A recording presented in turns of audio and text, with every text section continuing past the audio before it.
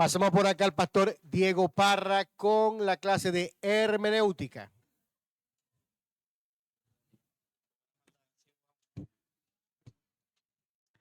Bueno, bendiciones para todos en esta tarde. Estamos agradecidos de Dios porque nuevamente volvemos a encontrarnos de una manera muy preciosa, tomando en cuenta que todos los que estamos acá venimos para aprender. Amén. Este se escucha mejor. Con razón yo decía, tengo gripe en aquel micrófono. No, está bien así. Ok, decía que bueno, el sentido de estar en este lugar es venir cada uno intencionalmente con un espíritu enseñable. Que todos y cada uno de los que venimos acá, incluyéndonos a nosotros como profesores, venimos a aprender de lo que cada semana nosotros como expositores venimos a traerle a ustedes un conocimiento básico para que puedan dar un paso en el arte y la ciencia de interpretar las escrituras. La hermenéutica no es más que conocer las reglas y las normas para poder interpretar bien. El apóstol Pablo le decía a Timoteo, yo te aconsejo que uses bien la palabra de verdad, las escrituras. Porque las escrituras tienen dos funciones, o la usamos bien o la usamos, y hay mucha gente haciendo daño con la misma Biblia que usted y yo leemos. ¿Sí o no? Hay muchísima gente haciendo el mal con la palabra de Dios. Por eso es que la escritura, usted y yo tenemos que aprender a darle el mejor sentido. Y aquí vamos a avanzar en las normas.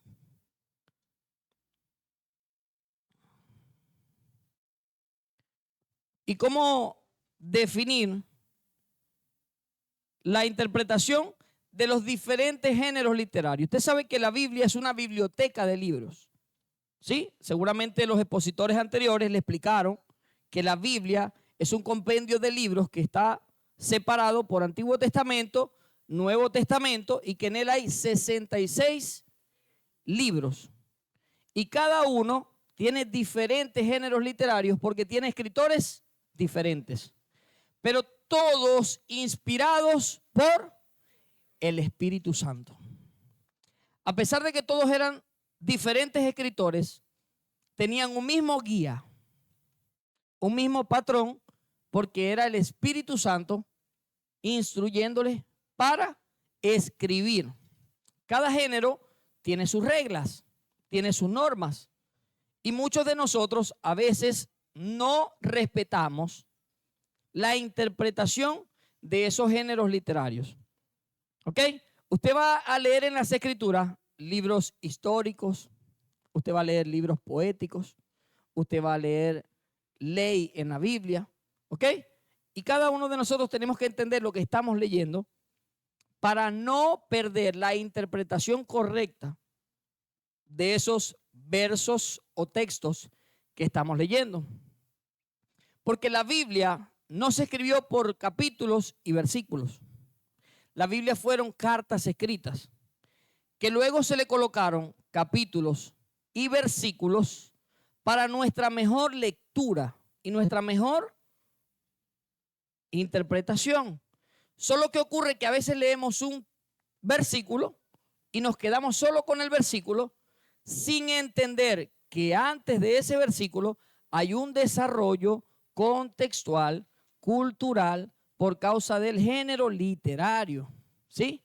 Y allí es donde nosotros vamos a entender leyendo todo el capítulo completo, porque era una carta completa la que se escribía y no un verso. En las narrativas bíblicas están las historias, los libros históricos como son Génesis, Éxodo, Jueces, Samuel.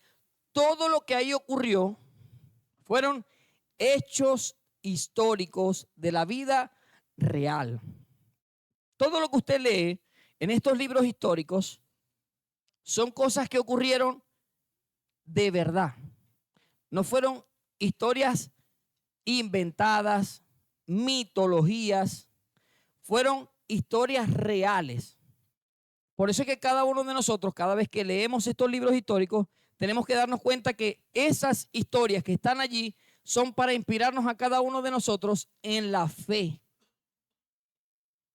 Cada uno de nosotros tiene que percibir de cada historia que está allí en la Biblia, qué es lo que quiere transmitirnos Dios a nosotros por medio de la fe. ¿Cuál es el propósito de las narrativas? En la siguiente diapositiva, el propósito de las narrativas bíblicas tienen un propósito. Y no siempre es enseñar doctrina, aunque siempre están implícitas en las escrituras, nos muestran la verdad a través de acciones y personajes. El propósito de las escrituras, ¿cuál es? Mostrarte la verdad. ¿Qué ocurrió en ese momento? La verdad de los hechos que ocurrieron en esa narrativa. Te muestra personajes, te muestra cultura, te muestra los procesos que vivieron, te muestra escenas, te muestra cómo Dios intervino en esa historia con los personajes mencionados en las escrituras. Eso es lo que te viene a mostrar la narrativa de la historia bíblica. Tiene características, ¿ok? La historia tiene características. ¿Cuáles son las características de la historia en las escrituras? Ahí están los personajes, están los héroes, están los villanos, está la trama detrás de la historia, están los conflictos y la resolución de cada uno de los conflictos. Porque todos los conflictos que nosotros leemos en la escritura tienen una solución en Dios. ¿Sí? Todas las historias bíblicas que usted va a ver cuando lee las escrituras tienen una solución. Y Dios le dio con la problemática a cada conflicto, Dios le dio la salida. Y es ahí donde nosotros vamos a absorber la historia y la fe de cada una de esas narrativas. Los principios que se usan.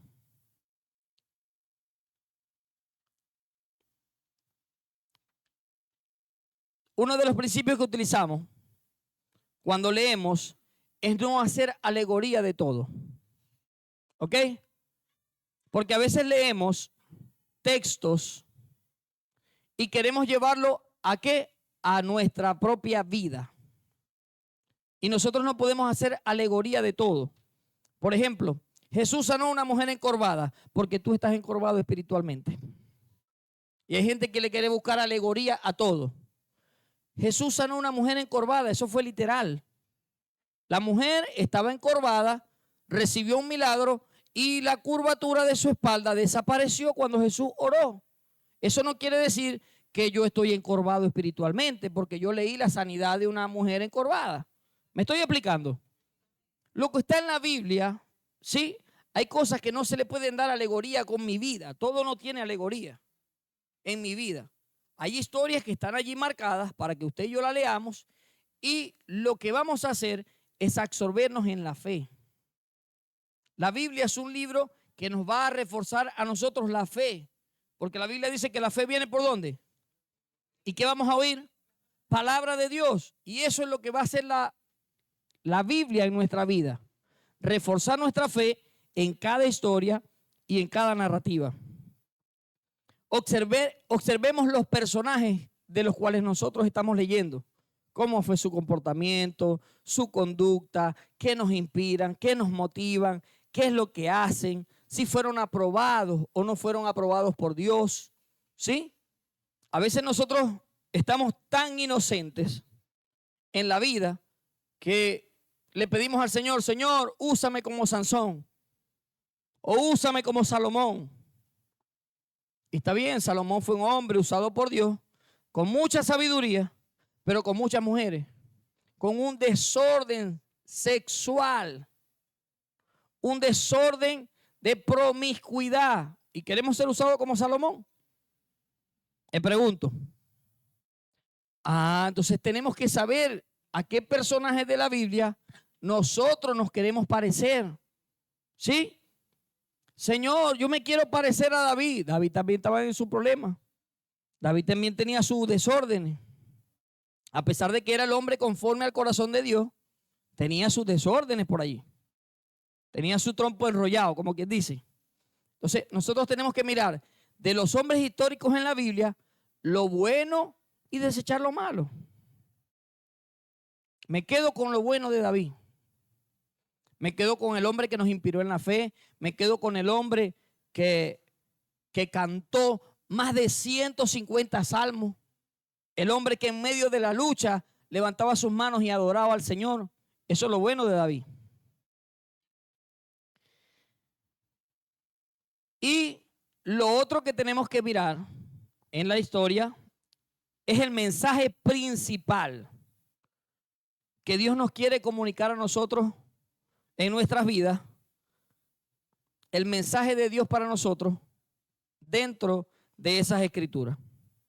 Porque muchas veces nosotros leemos la Biblia y no le colocamos sentido. ¿A cuántos les ha pasado que leen Biblia y no saben el sentido? ¿Verdad que sí? No sabemos el mensaje principal, no sabemos qué nos quiere decir, no sabemos cómo comenzar, ni por dónde arrancar, ni cómo terminar. Y por eso es que muchos de nosotros le tememos abrir las escrituras. Pero con esto, con estas recomendaciones, con estas leyes y con estas normativas, usted le va a colocar sentido a las escrituras. Porque usted va a comenzar a saber interpretar los hechos culturales, históricos, trascendentales, el tiempo, si fue antes de Cristo, después de Cristo, durante Cristo. Usted va a saber acoplar lo que usted está leyendo al tiempo, a la cultura y al mensaje principal que Dios quiere traer para su vida. ¿Sí? Leemos la historia de David y Goliat, ejemplo.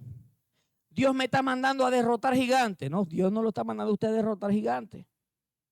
Que todo el grandote que se me vea como Kenny, yo vengo y me lo bajo. Porque eso fue lo que yo leí en la Biblia. No, eso lo leíste en la Biblia de David.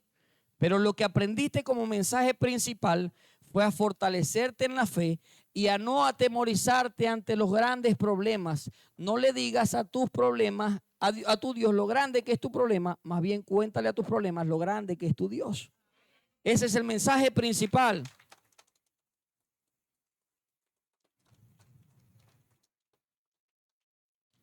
Tenemos también la vida de José, que fue una vida de sufrimiento.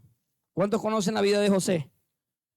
José tuvo una vida de sufrimiento, los hermanos lo vendieron, lo compraron como esclavo, la mujer de su amo lo quiso, usted sabe, lo metieron preso, sufrió.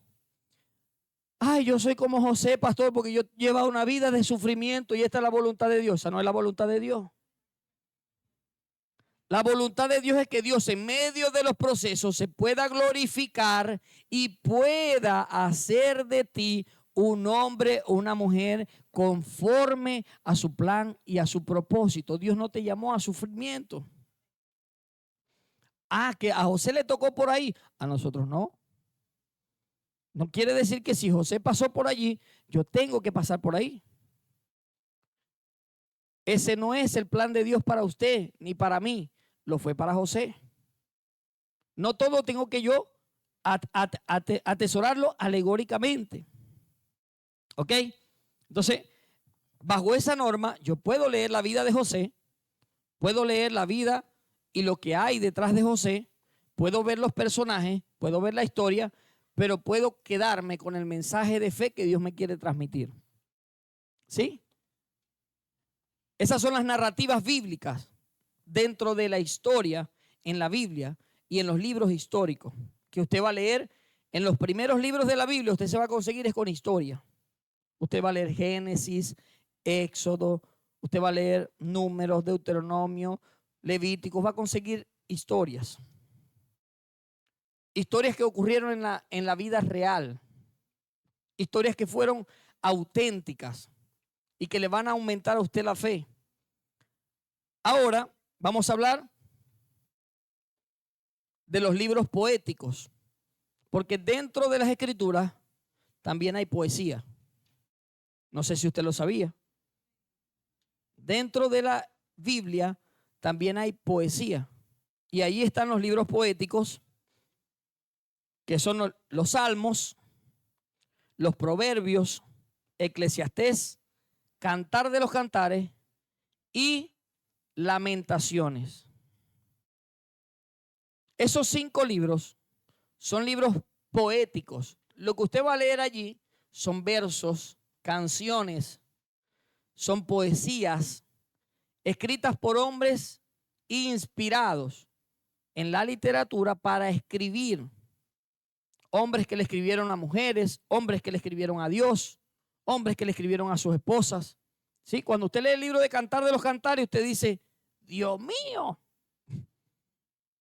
Usted lee el libro de Cantar de los Cantares y usted va a decir, como preciosa gacela me regocijo en tus pechos. El libro preferido del pastor Giovanni. Es el libro de Giovanni y uno dice, Dios mío, este suceso. Y usted va a decir, ay, que Dios, y que Dios está hablándome aquí. Pero ese es un libro en el que Dios también nos inspira en la parte poética. Nos inspira a revelarnos su amor a través de la poesía. David era un cantor. David tomaba su arpa y cantaba. Hacía salmos, entonaba cánticos y escribió, como les dije al principio, más de 150 salmos. Salomón fue un hombre con mucha sabiduría. Escribió 31 proverbios y allí están todos y cada uno de esos proverbios con mucha sabiduría, pero escritos de manera poética. Fueron revelaciones que tuvo cada uno y que plasmadas en las escrituras a través de la poesía, hoy fueron dejadas a nosotros como regalo. Esas poesías que están allí en la Biblia son un regalo para nosotros. Y usted cuando las lea en las escrituras, usted va a decir, estos hombres tenían sabiduría de Dios, porque lo que allí está escrito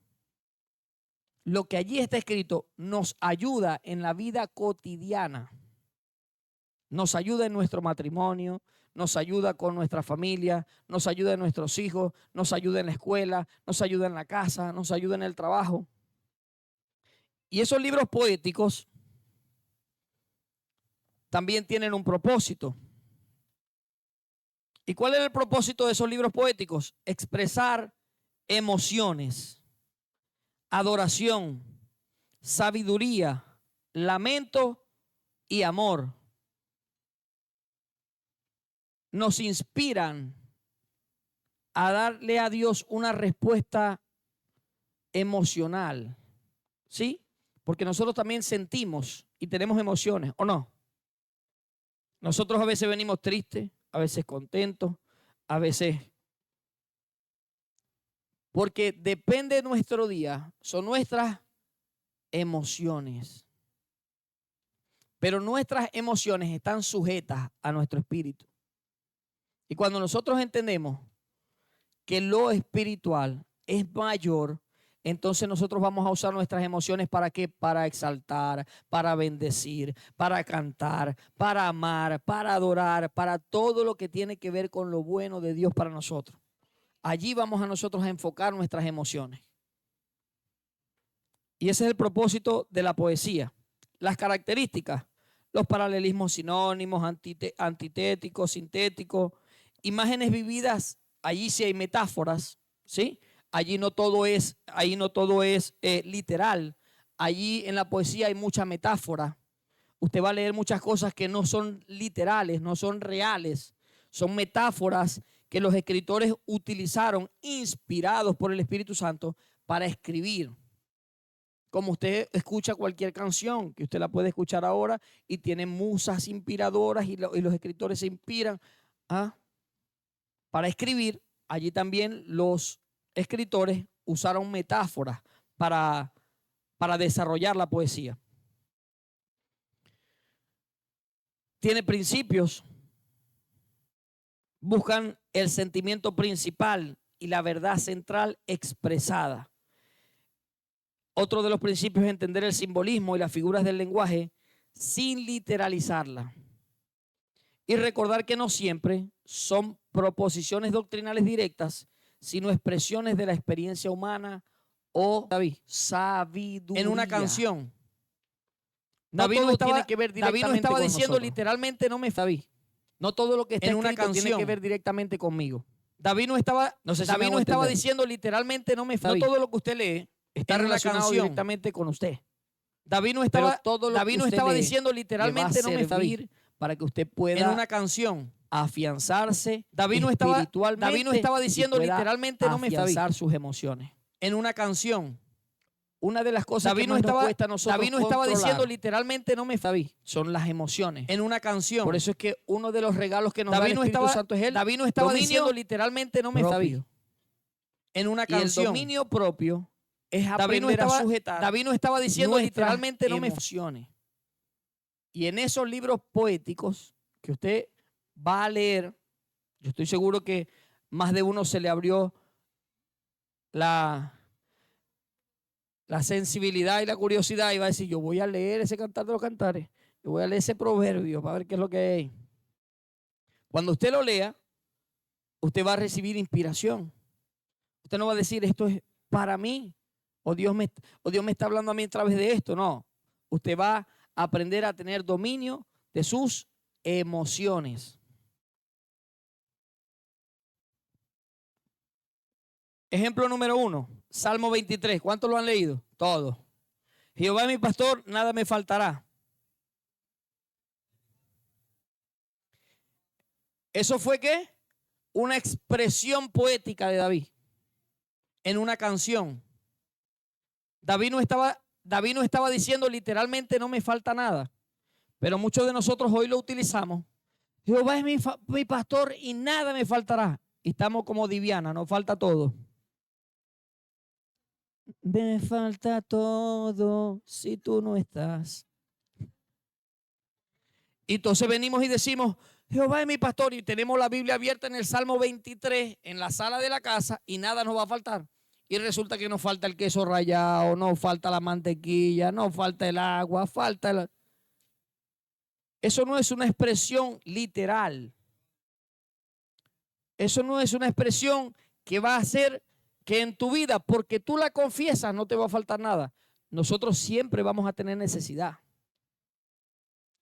Todo el transcurrir de nuestra vida vamos a tener necesidad. Pero nuestra más grande necesidad, ¿cuál es? La necesidad de Dios. Y era lo que David estaba reconociendo. David estaba reconociendo, si yo tengo a Dios, lo tengo todo. Si yo tengo a Dios, nada me falta. Y aunque hayan cosas que me falten, yo quiero decirle a Él y que Él sepa que si lo tengo a Él, nada me falta. Era la confianza de David diciéndole a su Señor poéticamente, si te tengo a ti, lo tengo todo. Eso es lo que leemos en el Salmo 23. Pero a veces nosotros lo agarramos como muleto. Vamos a orar y a confesar, Jehová es mi pastor y nada me faltará.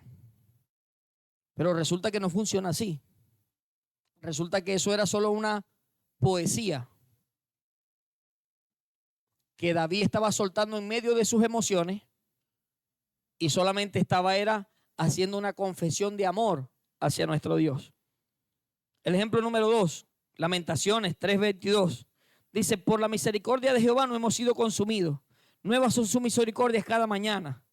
Estos versículos poéticos expresan una verdad de esperanza y fidelidad inmutable de Dios en medio del dolor y destrucción, pero deben de interpretarse dentro del contexto del lamento y del sufrimiento que estaba pasando el profeta cuando escribía cada uno de estos versos. Y nosotros cada día decimos, nuevas son sus misericordias cada mañana. No era que todos los días él estaba viendo cómo se renovaba la misericordia, sino que él sabía que una oportunidad más en el día había sido una gratitud que él tenía que dar por el proceso que estaba pasando. Es decir, gracias Dios, porque a pesar del proceso, hoy me regalaste un día más de vida. Hoy puedo despertar, respirar y tener vida para agradecerte. El profeta estaba queriendo decir gracias, sencillamente gracias. Él dijo, si no hubiese sido por tu misericordia, ya habríamos sido consumidos. Pero podemos entender que ha sido la misericordia de Dios en cada uno de nosotros el que nos ha mantenido de pie, ¿sí? Le regalo un aplauso al Señor.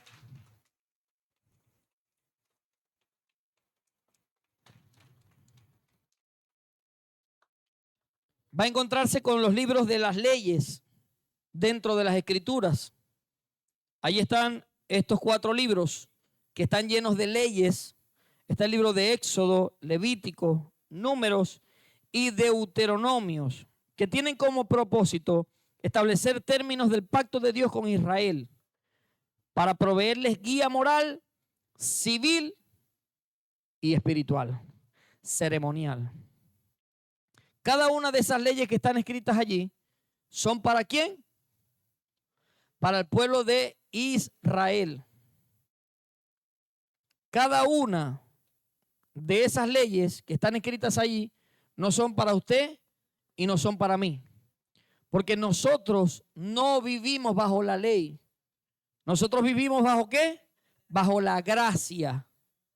Hoy usted y yo hemos sido injertados como la Israel espiritual, pero es otro tema. Si nos metemos para allá nos vamos de largo. Pero lo que yo quiero que usted entienda es que cuando usted lea las leyes, usted lea la sabiduría de Dios para poder guiar un pueblo que estaba endurecido y era rebelde. Israel no era un pueblo manso. Israel era un pueblo que estaba rebeldizado. Y Dios tenía que poner su vara dura a través de normas y de leyes. Usted y yo conocemos solamente 10 leyes, los 10 mandamientos de Moisés. Pero literalmente, para los judíos, habían más de 600 leyes. ¿600 y cuántas, pastor? Pastor. Viene piedra. Según Levíticos, Ajá. la ley, la mujer no podía, la mujer que tenía el periodo, o sea, es Ajá. decir, la menstruación, no Era podía considerada hacer inmunda. nada que tuviera que ver con lo espiritual. Ajá. Pregunto yo, llevándolo a la actualidad, ¿esa ley tiene vigencia? ¿No tiene vigencia? ¿Qué pasa? ¿Qué hay que hacer? Escuche, el pueblo de Israel tenía como ley expulsar del campamento a la mujer mientras estuviera viviendo los días del periodo. Era literal, la mujer no podía ni estar en su casa, ni recibir visitas, ni ser tomada en cuenta, no podía hacer absolutamente nada, tenía que estar fuera del campamento. Pero Cristo dijo, yo no vine a abrogar la ley, yo vine a cumplir la ley, y en él fue cumplida toda justicia. Y en la cruz del Calvario, dice la Escritura en el libro de Colosenses, capítulo 2, dice, y llevando cautiva la cautividad. Y él mismo, exhibiendo los principados públicamente, clavó todas las tablas de la ley que nos eran contrarias y nos redimió a precio de sangre para que el día de hoy usted y yo vivamos y disfrutemos de la salvación y redención con libertad y gracia. Ya nosotros no nos debemos a la ley, sino a la gracia, a ese nuevo pacto que a través de la cruz del Calvario hizo un antes y un después. Por eso es que antes había un antiguo pacto y ahora hay un nuevo pacto que está fundado sobre mejores promesas. Ahora ya la mujer no se preocupe cuando tenga la menstruación, te puede tranquilita estar en su casa, abrazar a su marido y a sus hijos. Disculpe, pastor. Ajá. De hecho, hay una cultura en un país específico, no lo recuerdo ahorita, que todavía la mujer es excluida teniendo el periodo. No la dejan hacer El absolutamente Islam nada. creo que todavía lo practica.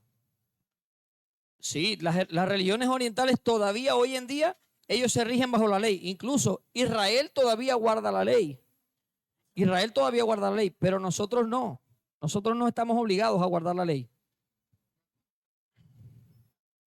Y esa fue una discusión que tuvieron Pablo y Pedro cuando ellos salieron a predicar el mensaje acerca de lo que sí iban a guardar la ley o no iban a guardar la ley.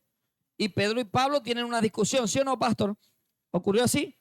Ellos dos discutían Es necesario que guardemos la ley. Y Pablo le decía, no podemos guardar la ley. Esto es gracia. Esto es gracia. No podemos seguir bajo la ley. Necesitamos entender que ya en Jesús fue cumplida la ley y en nosotros entra el periodo de la gracia. Lo que usted va a leer allí no es para usted. Es para que usted tenga referencia, pero no es para nosotros. ¿Cuáles son las características de los libros de ley? Están mandatos directos, condicionales, descripciones de rituales y casuística. Tiene principios, distingue la ley moral, la universal y la temporal, la ceremonial, que fue la que se cumplió en Cristo, y la civil, la que se aplica en el pueblo de Israel. Uno de los principios es entender el corazón de Dios detrás de la ley. ¿Qué es lo que hace un padre con sus hijos? Los ama y los corrige. ¿Y cómo los corrige? Con ley. Usted en su casa tiene sus leyes para sus hijos, ¿sí o no? Si vaciáis la jarra de la nevera, ¿cuál es la ley? Llenala. Si yo llego del trabajo a las 4 y el cuarto está sucio, o lo ordena, o no hay televisión, no hay teléfono, y usted tiene sus normas porque usted ama a sus hijos. El Dios del cielo ama tanto a sus hijos que también estableció normas y leyes para poder bendecirlos. Y las leyes cumplidas en el pueblo de Israel traen bendición. Y eso lo va a leer usted en Deuteronomio, capítulo 28. En el 30 usted también va a conseguir allí que el cumplimiento y la obediencia a Dios trae bendiciones, pero la desobediencia acarrea consecuencias, que eso lo vivimos nosotros hasta el día de hoy. Eso sí está vigente para nosotros. El ser obediente o el ser, y usted lo va a leer, consecuencia de las bendiciones, perdón, de la obediencia y de la desobediencia. Deuteronomio capítulo 28, tarea para la casa.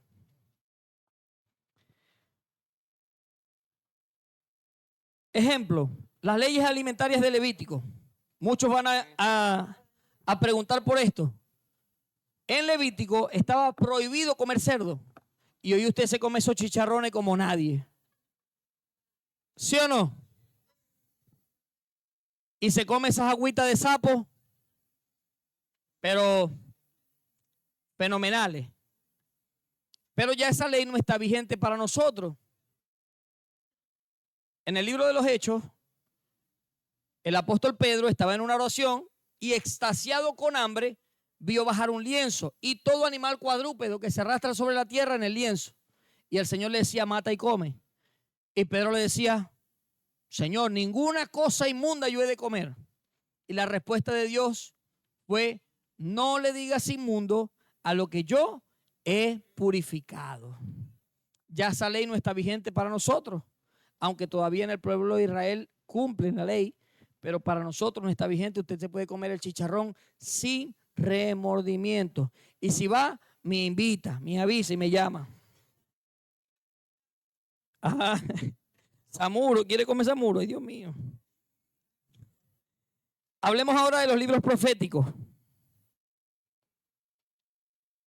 Entre los libros proféticos, usted va a conseguir los libros de los profetas mayores y los profetas menores. Ok, tiene los libros de Isaías, Daniel. Y allí, ¿qué va a conseguir usted? El propósito de estos libros es proclamar la palabra de Dios a su pueblo en su tiempo.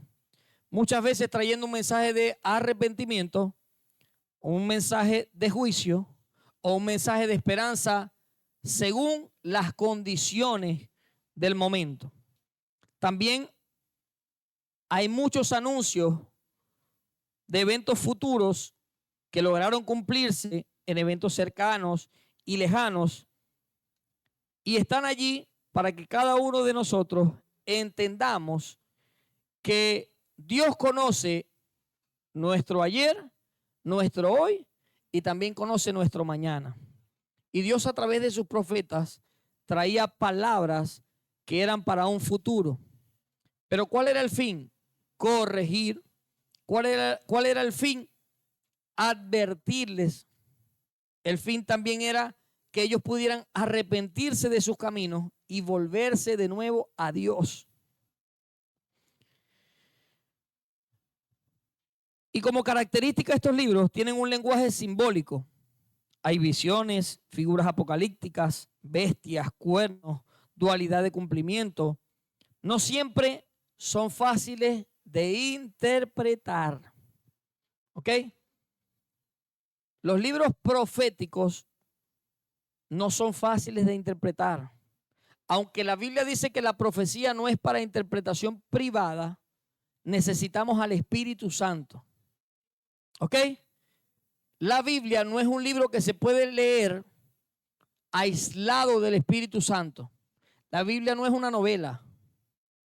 La Biblia no es un libro cualquiera. La Biblia no es un cuento. La Biblia es un libro que tiene una palabra que es viva y que es eficaz. La Biblia es espíritu y es vida. Así que usted y yo, para leerla, necesitamos al Espíritu Santo. Y cuando se trata de libros proféticos, usted y yo no necesitamos mucha explicación, porque lo que está escrito allí va a acontecer tal cual está. Incluso dice la Biblia que ni una tilde, ni una jota será quitada o añadida antes que venga el cumplimiento de todo lo que allí está escrito. Y todo el que quite, añada o omita, dice que será culpable de juicio y maldición caerá sobre él por haber omitido lo que allí está escrito. Así que en los libros proféticos siempre uno tiene que leerlos con mucha precaución y solamente guiados por la dirección del Espíritu Santo.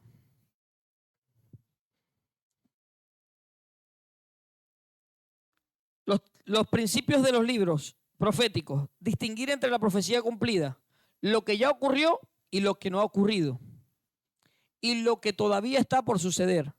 Comprender el simbolismo cultural y el lenguaje figurado de la época. Buscar el cumplimiento principal en Cristo y evitar especulaciones excesivas sobre fechas o detalles no claros. Hay mucha gente que ha fallado en esto. Ven las profecías, ven los cumplimientos, Cristo viene pronto y la gente comienza a especular en fechas. La Biblia dice que nadie sabe el día, pero puede venir como ladrón en la noche. El día puede ser hoy, pero ni usted ni yo lo sabemos. Ni siquiera los ángeles del cielo lo saben. Solamente el Padre en su sola potestad lo sabe. Pero cuando vemos los acontecimientos, sabemos que el día se acerca, porque las eventualidades proféticas ya están cumpliéndose y a totalidad ya casi todas cumplidas. ¿Qué es lo que no nos toca a nosotros? Poner fecha y poner hora. Hay mucha gente que se ha equivocado y han leído tanto y tienen tanto conocimiento bíblico que han fallado en colocar fecha y hora y día y mes. Porque dicen, si todo esto ya se cumplió, en agosto del 2027 ya el Señor vino. Pero eso no nos corresponde a nosotros. Ya nosotros hemos visto los eventos ocurridos, los que están ocurriendo y los que sabemos que van a ocurrir. Pero lo que sí sabemos que es inminente, que Cristo viene por su iglesia.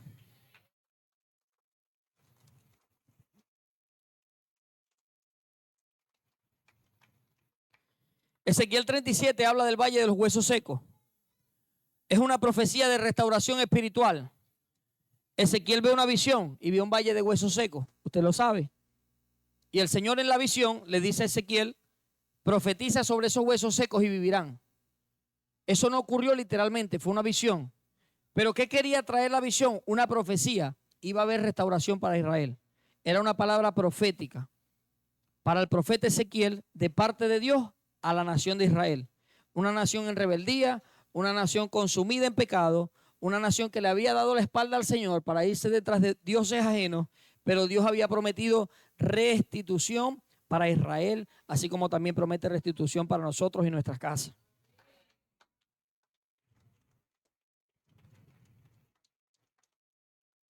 Y con este vamos a finalizar con las epístolas, que son las cartas escritas con un propósito de enseñanza o doctrinal. ¿Ok? En el Nuevo Testamento usted va a conseguir cartas y epístolas que fueron escritas para lugares específicos a manera de exhortación, corrección o respuesta a situaciones pequeñas y específicas en la iglesia o en individuos. Son la aplicación de la teología a la vida cristiana. ¿Cuáles son las características de estas epístolas? Estructuras en salutación, cuerpo de desarrollo teológico y aplicación de práctica y despedida. ¿Cuál es el contexto congregacional? Las cartas siempre fueron dirigidas a la iglesia. Las cartas muy pocas veces fueron dirigidas personales, pero había un contexto para la iglesia, ¿sí? Hay muchas doctrinas que se han desviado por causa de que hicieron de una carta a una iglesia para resolver un problema, lo hicieron una doctrina universal. El ejemplo de las mujeres. En la carta paulina de Pablo a los Corintios, la mujer calla en la iglesia, la mujer vive en sujeción con su esposo, la mujer aprende en silencio. El Señor le da una recomendación a una iglesia que estaba siendo influenciada por las mujeres, y en esa época había una mujer que se estaba levantando como una falsa profeta, adorando una diosa llamada Diana, que era la que estaba tomando poder en la época y en el lugar. Y él dijo, si yo dejo que las mujeres se levanten, estas se las van a llevar todas para que Diana, y se van a extraviar y no van a conocer al Dios verdadero. Entonces, ¿qué van a hacer las mujeres? Se van a callar. Esta es la recomendación, que la mujer se calle, que aprenda en silencio y que los hombres comiencen a gobernar bien sus casas, para que las mujeres, en vez de desviarse detrás de Diana, aprendan que el único y verdadero Dios es Jehová de los ejércitos. Ese era el propósito de la carta. Y se desvió la doctrina. Entonces la mujer la tenían, que la mujer no puede predicar, que la mujer no puede hacer, y lo volvieron una doctrina universal. Una carta a una iglesia la convirtieron en una doctrina universal, y es un error. Por eso es que la hermenéutica es una herramienta para que usted y yo aprendamos y no caigamos en las estrategias del error que Satanás usa con la misma Biblia que usted y yo leemos. Usan las artimañas del error, el enemigo, para cegarnos el entendimiento, y aun cuando estamos viendo, no veamos la verdad.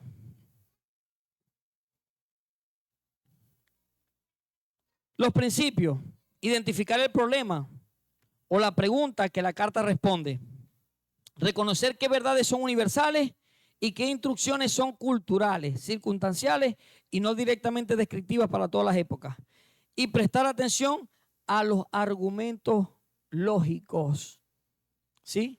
Hay cosas que están establecidas en la Biblia que para usted y para mí funcionan, pero que para otros no le funcionan.